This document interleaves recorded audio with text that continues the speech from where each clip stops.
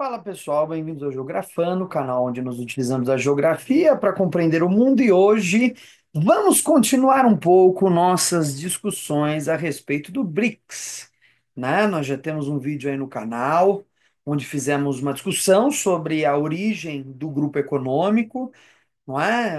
Quando surgiu, de que modo surgiu, como funcionou, né? As primeiras negociações.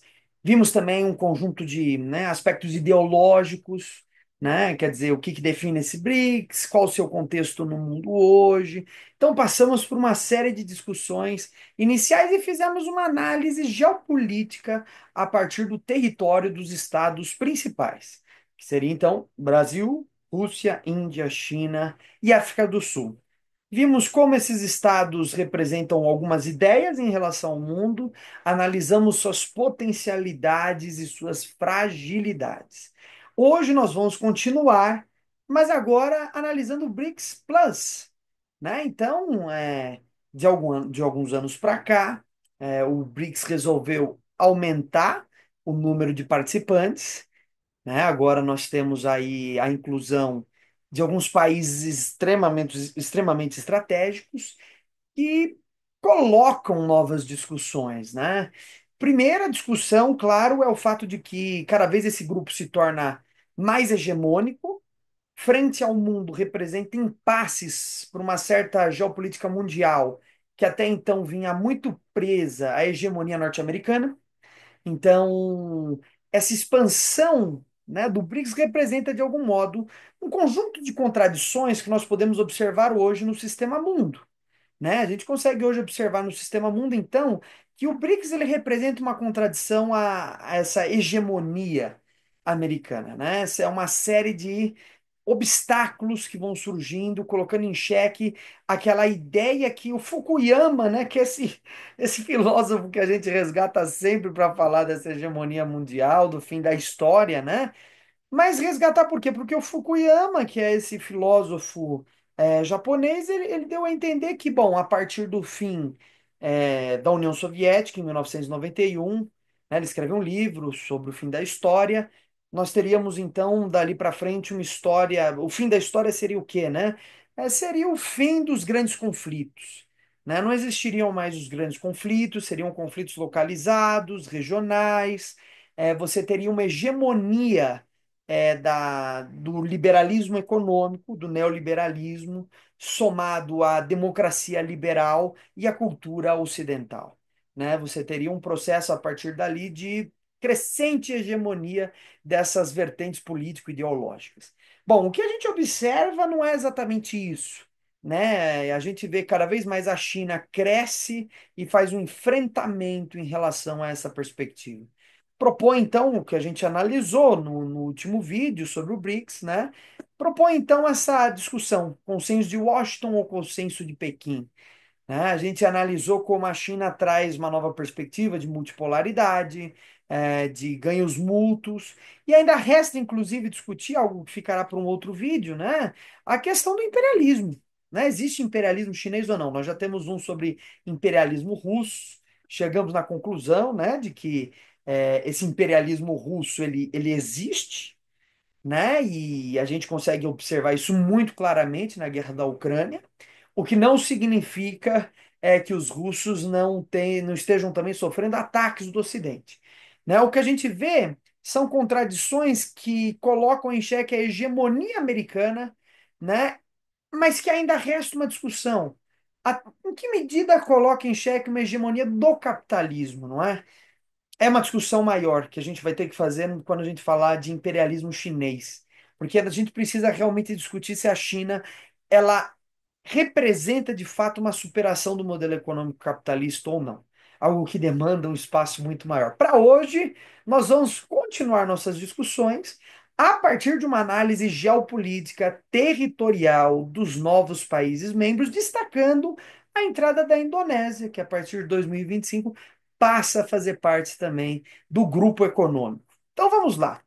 Então, quando a gente pega aí o mapa do mundo, que é o nosso recurso aí muito valioso, para tentar entender um pouco, né, a dimensão dos conflitos, a gente consegue perceber um pouco melhor algumas características de ordem territorial, não é mesmo? E tá aí, nosso planeta, Brasil, né? Falo com vocês aqui de São Paulo e por aí vai, né? Então, vamos tentar dar uma olhada aí nessa geopolítica intrincada que nos encontramos com o BRICS, né? Então, vamos começar destacando um pouco uma geopolítica que vem se desenvolvendo a partir do Oriente Médio. Quando nós vamos para o Oriente Médio, a gente pode destacar aí a entrada de alguns países. Então, Arábia Saudita, Emirados Árabes e Irã passam a fazer parte agora do BRICS. Bom, isso representa, né, quando a gente pensa numa geopolítica, isso representa um aspecto, do ponto de vista territorial mesmo, alguns aspectos muito importantes. Né? A gente consegue observar que o BRICS, ao incluir o conjunto desses países, acabou favorecendo, então, o seu domínio sobre as principais regiões produtoras de petróleo do mundo, né? Produtoras. Não é a maior reserva, né, gente? A maior reserva de petróleo do mundo não está aqui, está meio distante, né? A maior reserva de petróleo do mundo começa na Venezuela, desce pela Guiana, Suriname, Guiana Francesa e chega até o Brasil, Amapá e Pará, né? Mas não é a maior região produtora, né? A maior região de produção de petróleo, né, que tem mais infraestruturas e um histórico de produção, é justamente o Golfo Pérsico. Bom, quando o BRICS então inclui o conjunto desses países no Golfo Pérsico, o BRICS manda uma mensagem bem clara, né? De que essas questões que envolvem uma geopolítica energética estão sendo muito bem pensadas pelo grupo, né? E representa uma ferida muito forte para a hegemonia dos Estados Unidos, né? Para os Estados Unidos, essa daqui, pessoal, é uma região muito importante, né? Na questão que envolve a produção do petróleo, os Estados Unidos busca manter uma soberania irrestrita, né? A gente sabe aí em discussões econômicas como o próprio dólar depende muito da produção do petróleo. O dólar é grande parte do valor do dólar está associado ao petróleo porque as trocas internacionais é, de combustíveis usam o dólar como moeda de troca, visto que o dólar aí faz parte das principais reservas de moedas nacionais. Então, a partir do momento que você tem uma geopolítica que coloca em xeque esse domínio americano, estadunidense sobre a região, é algo a ser considerado como algo de grande impacto. Não por acaso a gente vê aí o nível de conflito se acelerando nessa região. A gente pode destacar, claro, né, o conflito Israel-Palestina. Israel é um estado, vamos dizer assim, um estado representante dos anseios do mundo ocidental, particularmente da OTAN e dos Estados Unidos no Oriente Médio. Então, a crescente militarização de Israel já é representativa de como essa nova confluência de forças geopolíticas no Oriente Médio, que foram resultantes da entrada desses países no BRICS, levou um pouco aí Israel a adotar políticas cada vez mais radicais. Né? Então, Israel adotando essas políticas radicais permitem que os Estados Unidos mantenham uma presença militar ainda mais, né, expressiva na região. A gente destaca aí, né, por exemplo, o envio de um porta-avião para a região do Mediterrâneo, nas proximidades de Israel, né, a aeronáutica israelense que trabalha em conjunto com o exército de Israel, não é? Então, há toda uma confluência de forças ali que estão permitindo uma crescente militarização de Israel. É bom lembrar, esse é um assunto que particularmente eu discuti bastante no meu primeiro livro sobre o Afeganistão, né? Eu até brinco dizendo que esse meu primeiro livro sobre o Afeganistão, na verdade, é um livro que talvez fale muito mais dos Estados Unidos do que do Afeganistão, né? Porque é tentando entender a nova confluência de forças do mundo a partir do Afeganistão. Apesar de ter uma boa discussão da história do Afeganistão, revela muito da geopolítica americana. Tem um capítulo específico nesse meu livro que fala de Israel, e ali, para quem quiser mais informações, né, fala exatamente sobre essa ideia do Eretz Israel, né? Quer dizer, Israel entende o Oriente Médio, toda essa terra ali que vem desde o Iraque, né, incluindo o território da Arábia Saudita, esse grande Oriente Médio, como nós chamaríamos, né, Israel entende como a terra prometida dos judeus. Então, para Israel, na verdade, o seu ponto de vista ideológico é que o Oriente Médio é de fato uma zona que pertence a Israel. Esse eixo ideológico israelense nessa perspectiva militarista, é muito forte, porque garante essa ideia de que Israel tem o direito de intervir nessas regiões, como vem intervindo. Né? Vamos lembrar que já nesse conflito com a Palestina, né, a gente não pode nem, na verdade, falar uma guerra Israel-Palestina em estrito sensu, porque é uma guerra que está envolvendo vários países. Desde a fronteira de Israel com Rafah, que está sendo bombardeada, né, o sul da faixa de Gaza, Israel, então, com a fronteira do Egito, né, até o conflito que se estende com Hezbollah no sul do Líbano, passando pela Síria, que recentemente conseguiu derrubar o governo Bashar al-Assad, né? E agora tem se formado uma confluência de forças mais ocidentais, né? Na tentativa de estabelecer um governo de transição, certamente com muito apoio dos Estados Unidos, e a Síria vai se tornando cada vez mais um espaço estratégico. Já é um espaço estratégico desde 2011, quando começa esse conflito, né? Junto com todo aquele conjunto de conflitos que foram recorrentes, né, na Primavera Árabe. Então, Síria também está envolvida no conflito. Vamos lembrar que Israel chegou a bombardear a embaixada do Irã na Síria logo ali no início do conflito com a Palestina, que começou em 7 de outubro de 2023. Então, é um conflito que tem propagado uma série de outros conflitos pela região, né, naturalmente mostrando essas intenções bélicas de Israel como Estado representativo dos Estados Unidos em assumir uma certa liderança geopolítica na região, visto esse impasse do crescente poder do BRICS que vai cada vez aumentando, colocando em risco a soberania energética do próprio Estados Unidos, né? Então, isso daí é um fato a ser destacado. Além disso, a gente pode destacar aqui como uma grande habilidade geopolítica do BRICS e particularmente da China, né? O fato de terem conseguido incluir no mesmo acordo Irã e Arábia Saudita, né? Irã e Arábia Saudita são dois países que historicamente vivem um conflito ideológico, religioso intenso. É, a gente geralmente pensa a Primavera Árabe como muitos marxistas que pensam isso, né? Como um momento de grandes levantes populares. Olha só, finalmente a gente está vendo o mundo indo numa boa direção, né? Levantes populares, as pessoas saem nas ruas e pedem renovação política. Na verdade, né, para um geopolítico, a gente é muito claro que, na verdade, não se tratou de um levante necessariamente tão espontâneo, né, e nem necessariamente emancipatório. Por quê? Na verdade, por trás de todos esses movimentos, sempre houve a presença de Irã e Arábia Saudita. Né? Sempre houve essa presença desses países que, influenciando essa geopolítica, financiavam um grupo, financiavam outro, e estimulavam conflitos a partir de seus interesses nas regiões. Então a gente pode entender a Primavera Árabe como um conjunto também de movimentos de influência geopolítica a partir de Arábia Saudita e Irã que passam a disputar o Oriente Médio a partir de seus interesses exclusivos, né? Deixando de lado toda essa ideia mais profunda de uma emancipação, né? Bom, então, o fato de que desde a Primavera Árabe, na verdade, muito antes da Primavera Árabe, né?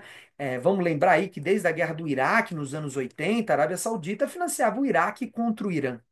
Né? Então, se nós retomarmos ainda mais, né, se nós retornarmos, a gente vê que é um conflito histórico entre os sauditas, que representam aí o mundo sunita, né, e os iranianos, que representam o mundo xiita, que, no caso dos xiitas, é um mundo muito menor, né, uma parte islâmica que só reconhece a descendência de Ali, né, que era um descendente de Maomé, né, como verdadeiro representante do mundo muçulmano, né, dos quatro califas. Para os iranianos, para os xiitas, é só Ali que representa a verdadeira liderança desse mundo muçulmano, enquanto que para o mundo sunita, os quatro profetas ali que estavam em volta de Maomé podem representar essas lideranças. É até bom, interessante destacar que Omã é uma terceira vertente muçulmana que tenta unir essas duas perspectivas, né?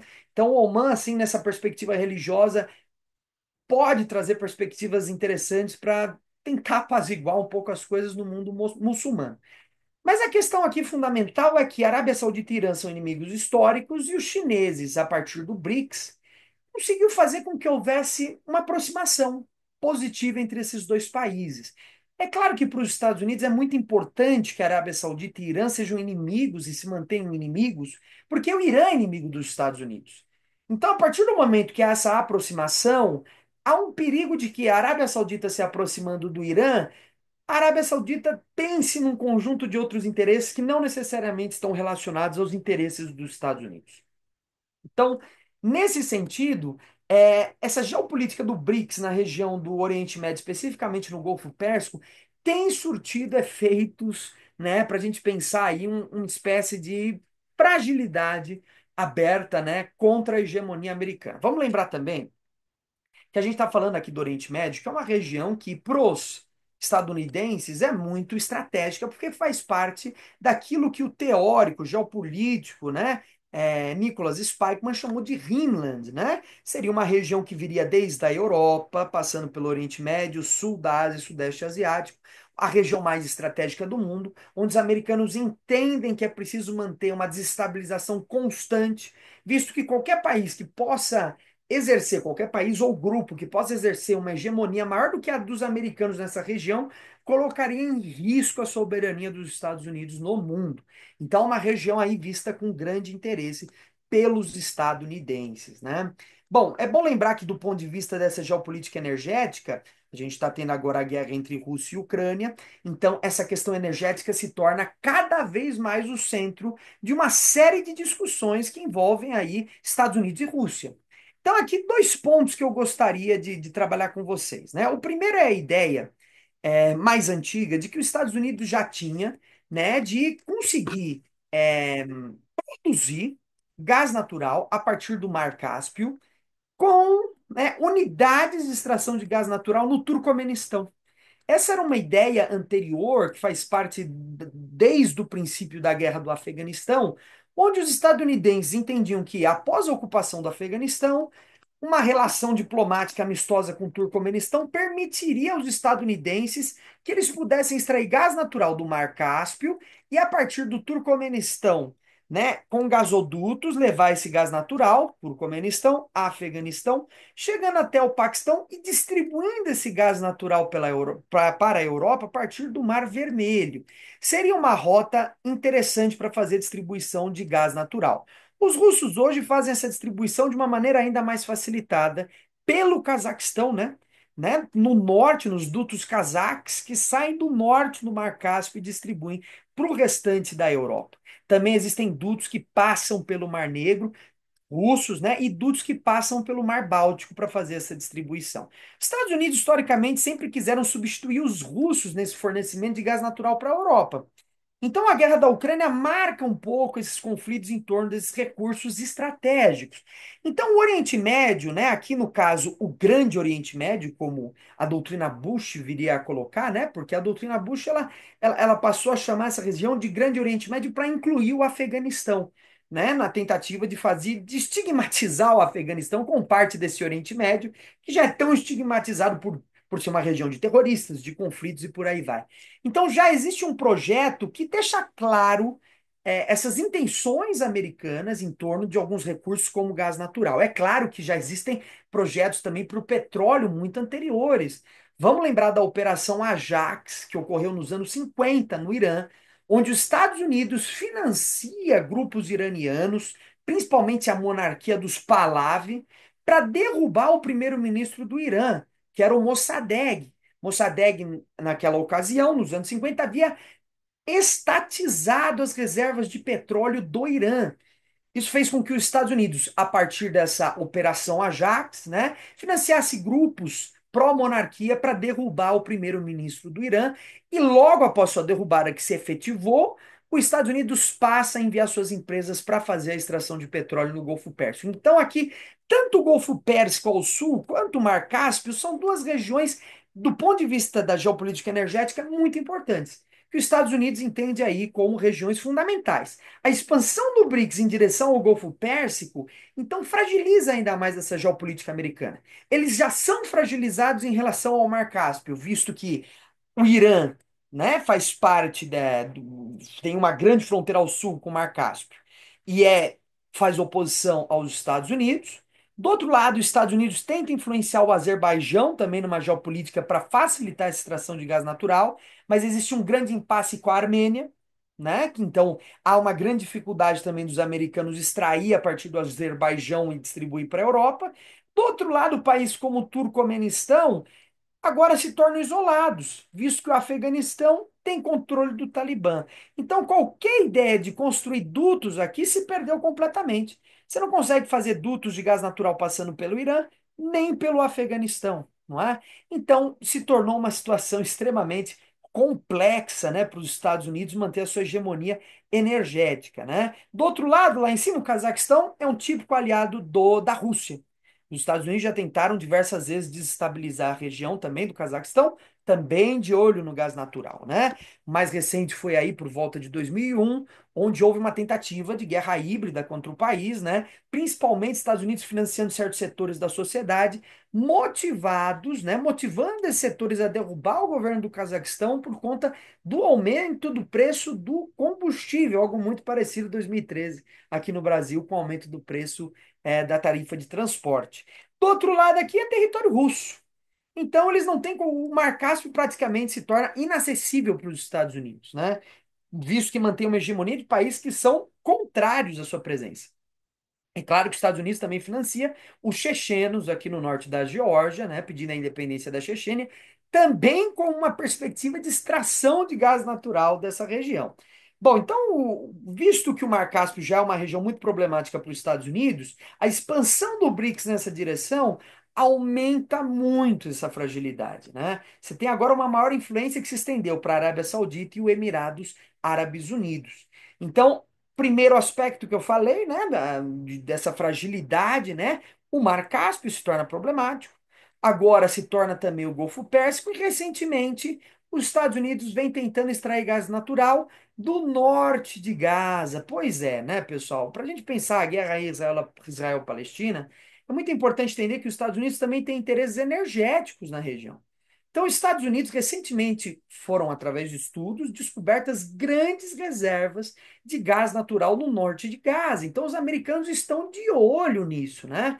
A licitação, até então, né, de extração de gás natural no Mediterrâneo, nas proximidades de Israel, era concedida a uma empresa russa, a Gazprom, e agora essa empresa está sendo substituída por empresas americanas. Sabendo agora dessa maior reserva de gás natural no norte da faixa de Gaza, os Estados Unidos têm muito interesse, e agora com a política do Trump, de expulsar, né, de fazer o que o Trump mesmo considerou como uma limpeza étnica da região, expulsando os palestinos, com o projeto de distribuir essa população para o Egito e para a Jordânia. Isso facilitaria, então, a extração de gás natural por empresas americanas aqui do norte de Gaza. Há esse interesse, como há também o interesse de construir, né, um outro, né, um outro canal artificial. Hoje a gente tem o canal de Suez, que é o principal canal que liga o Mar Mediterrâneo com o Oceano Índico através do Mar Vermelho, mas há agora também uma outra discussão sobre construir, né, aqui um canal em Al-Aqba, né, em Aqba, que pudesse atravessar desde o Mediterrâneo até o porto de Aqba e pelo Golfo de Aqba também conseguir distribuir, né, esse gás natural para o restante da região, certo? Então, há essa fragilidade americana que cresce com a expansão do BRICS nessa direção. A inclusão do Irã, Arábia Saudita e Emirados Árabes representa, então, aí um golpe muito pesado contra os interesses estadunidenses estratégicos de energia nessa região. Então, é um golpe muito duro para os Estados Unidos e representa aí um avanço significativo para o BRICS. Além desses, né, aproveitando que estamos aqui próximos, um outro país africano entrou aí, na verdade, dois, né? O Egito faz agora parte do BRICS também. É importante destacar que o Egito aí tem uma função estratégica muito grande, visto aí já o que eu mencionei, o canal de Suez e sua fronteira com Israel. E além do Egito, nós também temos a Etiópia, né? A Etiópia, que é uma região aí também estratégica, né? Apesar de uma certa discussão sobre a entrada ou não da Etiópia, ter colocado a Etiópia no bloco foi de fato interessante do ponto de vista estratégico, né? Tanto o Egito quanto a inclusão da Etiópia garantem maior hegemonia também em rotas comerciais importantes, por exemplo, no Mar Vermelho, né, que o BRICS agora consegue acessar com proximidade de seus aliados, né? Então, Egito e Etiópia. Vamos lembrar também que o Djibouti, esse país que faz fronteira com a Etiópia, é um famoso país por sediar a única base chinesa fora da China, base militar, né? Então, os chineses já mantêm uma presença no Djibouti, bem na saída do Mar Vermelho, então, a zona extremamente estratégica para controlar os fluxos comerciais da região. Agora, ainda mais com a inclusão da Etiópia, se expande a influência desse bloco, mesmo a Etiópia não fazendo fronteira direta com o Mar Vermelho, nós temos a Eritreia, né? Mas mesmo assim há um aumento da importância dessa zona estratégica do continente africano, que é o chifre da África, né? Até na garantia da proteção de certas rotas comerciais. Vamos lembrar aí que a Somália é famosa aí, essa região de passagem da Somália indo em direção aí ao continente, subcontinente indiano, né, o Mar Arábico, é uma região de grande, né, de muita pirataria. Então isso daí também garante uma certa proteção dessas rotas comerciais, a presença de tropas na Etiópia, tudo isso também surge como uma possibilidade de garantia dessas rotas comerciais, né? E o Egito, então, também entrando mais ou menos nesse esquema, né? O Mar Vermelho também é uma zona estratégica aí extremamente disputada. Muito bem, Irã, né? A gente tem o Irã, a gente tem a Arábia Saudita, nós temos também o Emirados Árabes e o Egito, e também nós temos aí a Etiópia, então, que são inclusões importantes para a gente pensar. A Argentina ia entrar no bloco, resolveu não entrar, eleição do Milei. Milei considerou aí o bloco como um bloco, vamos dizer, comunista, né? Ideologicamente marcado pelo comunismo. Não está completamente errado, não. Há uma grande influência chinesa e o comunismo ali é um valor central importante para algumas lideranças chinesas, né? É de fato um bloco anti-hegemonia dos Estados Unidos, né? Que prioriza um pouco mais relações multilaterais, diminuição da hegemonia dos Estados Unidos, o que foi, no fundo, muito problemático para os argentinos, né? A economia argentina, ela vem aí despencando, né? O pessoal ficou, nossa, a Argentina cresceu muito no último trimestre de 2024. Cresceu no último trimestre. Agora pega a soma do ano, né? A crescimento anual foi negativo. O primeiro e o segundo trimestre foram terríveis. Em terceiro cresceu um pouquinho. Então é uma falácia essa ideia do crescimento argentino. Foi deficitário o crescimento argentino em 2024, né? Não se consolidou. Então a Argentina acabou sendo um tiro no pé, né? Claro que é, os países ficam sujeitos a lideranças, né? De circunstâncias, os países democráticos, e acabam entrando nesses regimes de fragilização da própria política, né? Então é bom aí notar que a Argentina até pode vir a fazer parte do BRICS em algum momento posterior com uma outra liderança, né? Muito bem, então, para a gente finalizar, né? A Indonésia, né? A Indonésia, então, também representa aí um importante país para a gente pensar o BRICS Plus.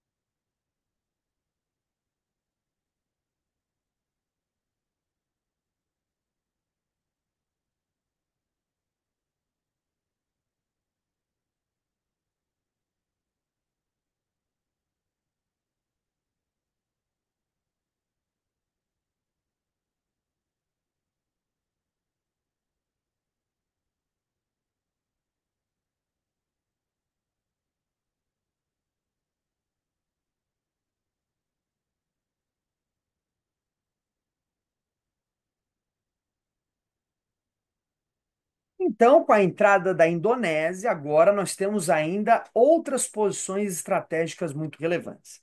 Primeiro, vamos a alguns dados aí muito importantes para a gente pensar essa geopolítica. A Indonésia é o país mais populoso do Sudeste Asiático, tem uma população gigantesca, né? Então, só isso, né, já colocaria a gente aí para pensar a importância do país, né?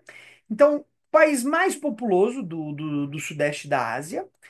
É o país de maior religião muçulmana do mundo, tem grande influência no mundo muçulmano, é uma liderança do mundo muçulmano. Então, há uma grande influência também da Indonésia nas discussões que envolvem o mundo árabe, porque é um país que, para o mundo muçulmano, tem lideranças religiosas e políticas muito importantes. Então, também considerar a Indonésia aí como essa importância do ponto de vista religioso.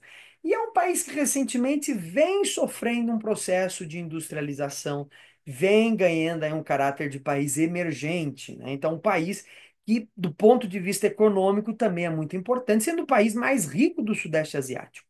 Então, todo esse conjunto de fatores já nos dão uma maior noção da importância da Indonésia na participação do bloco. Mas não só isso. Aqui tem uma área, uma região aí extremamente estratégica para o comércio internacional, é o Estreito de Malaca, né? Esse estreito que fica entre Indonésia, Malásia e Singapura, né? O Estreito de Malaca é a região comercial mais movimentada do mundo, né? A gente está falando aí de uma região da onde a gente tem o grande fluxo de mercadorias enviadas pela China em direção ao restante do continente africano e pelo Canal do Suez para o continente europeu. Então, é uma região, assim, do ponto de vista estratégico, muito importante. Expande a influência do bloco também em direção ao Pacífico, né, ao Oceano Pacífico, no Oceano Índico, em proximidade com a Austrália. Então, representa aí também uma inclusão extremamente importante, né? Nesse caráter de inclusão de países emergentes, com zonas estratégicas. Então, vejam, do ponto de vista territorial, essas inclusões, elas pensam, de fato, em zonas muito estratégicas. A gente está falando do Golfo Pérsico, a gente está falando do Mar Vermelho e a gente está falando do Estreito de Malaca. Pensando a geografia dessas inclusões, a gente pode perceber a geografia, a geopolítica dessas inclusões, a gente pode perceber que há uma grande importância, né, da inclusão dessas zonas estratégicas. Quer dizer, também é levada em consideração a geograficidade desses países, a geografia desses países, o caráter geográfico, né? Então, assim, não é escolhida aleatoriamente. São zonas extremamente estratégicas, né? Extremamente importantes para pensar a geopolítica mundial. Por fim, a gente destaca também a proximidade entre Indonésia e Taiwan, certo? Taiwan, que é uma zona de conflito aí, que vem crescendo como uma zona de conflito muito importante. Então, juntando, né, o geral dessas importâncias territoriais, a gente percebe que a inclusão desses países no BRICS Plus tem um sentido também geográfico, né? Muito bem. Então é mais ou menos essa a ideia da nossa discussão hoje, né? Tentar mostrar um pouco como a geografia é levada em consideração para essas discussões geopolíticas. E a geopolítica é muito interessante, que é uma área que você inclui, né? É uma área onde você percebe uma síntese importante da geografia. Os aspectos humanos e naturais aparecem com muita importância. As formas de relevo, elas influenciam zonas estratégicas a partir dos golfos, a partir de estreitos, né? A partir da proximidade com zonas produtoras de algum recurso energético. E no fundo é isso que está sendo disputado. É sempre bom lembrar que isso daí é uma dinâmica capitalista, né, que diz respeito ao processo de fetichização da natureza, né? Então, se tem um processo onde a natureza fetichizada como mercadoria, com possibilidade de atribuição de mais valor, ela é uma natureza disputada por via das guerras, né? Daí Marx dizer lá nos manuscritos econômico-filosóficos que o capitalismo é um sistema de guerras perpétuas, ininterruptas, né? A geopolítica, tal como ela se constitui no capitalismo, é uma geopolítica infinita de conflitos intermináveis. E essa situação é uma situação para ser pensada nos círculos de teoria crítica como uma situação estrutural do capitalismo. E é muito importante essa discussão, porque aí a gente não corre o risco de ficar pensando muitas vezes que um país como a Rússia faz parte do grupo dos bonzinhos, enquanto os Estados Unidos do grupo dos maus.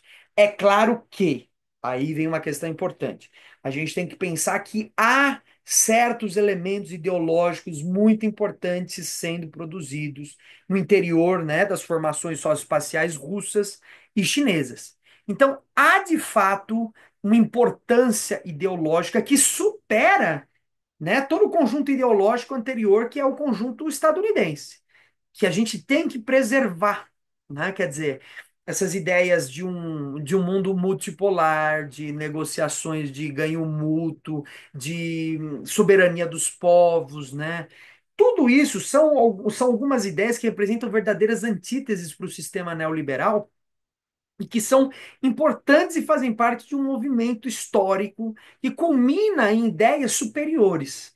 Então também não é o caso da gente condenar completamente, mas saber olhar, né, para as questões ideológicas que dizem respeito a superações estruturais ou mais ou menos estruturais, né, pelo menos em certo nível ideológicas, né, que são importantes para a gente sair da atual situação neoliberal.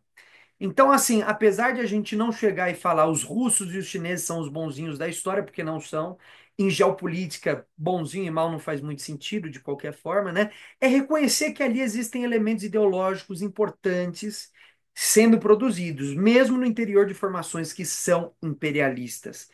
Então, já adianto para vocês minha opinião, ninguém é obrigado a concordar, mas China e Rússia são países imperialistas. A definição clássica do Lenin não falha, né, na caracterização desses países. Mas eles estão num movimento dialético em relação à totalidade da geopolítica mundial, no interior do sistema capitalista, onde estão sendo gestados valores superiores. E isso a gente tem que ver com muita propriedade e saber defender certos valores que representam superações, para que a gente não coloque tudo no mesmo balde e não sofra daquela doença terrível que é o esquerdismo, como Lenin dizia, né? Quer dizer, a gente não pode ser ortodoxo ao extremo e achar que a gente resolve problemas estruturais com ações estruturais, né? A gente, claro, na verdade, problemas estruturais só se resolvem de fato com ações estruturais, mas não no nível do imediatismo.